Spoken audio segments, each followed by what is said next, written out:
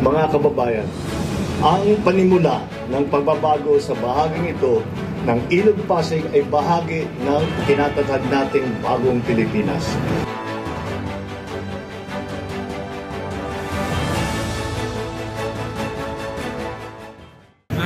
Ang nagustuhan ko namin, ang ganda ng ambience. Tapos, para kang nasa ibang bansa na rin.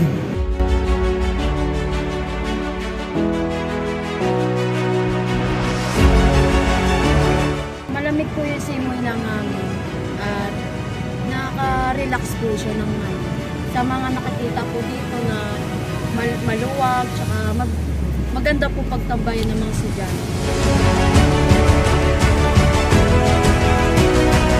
Kaya lost din po niya kasi makapagano sa mga tao.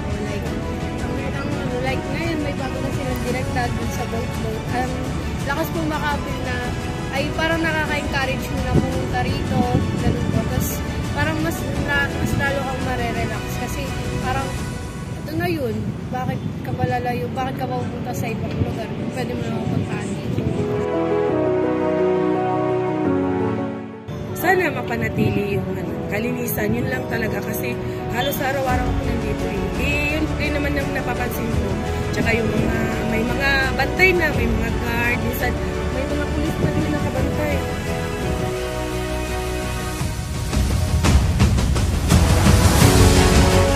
Araw-araw dito po kami tuwing hapon, dito po kami nagtitinda para po sa pamilya po namin.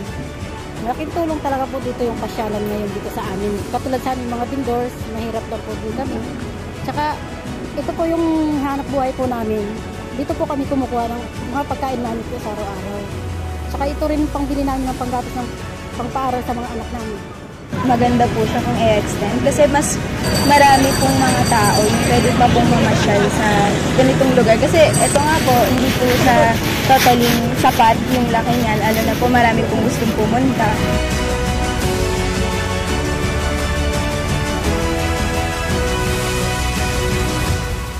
Napakaganda po ang mga gustong gawin na ating presidente.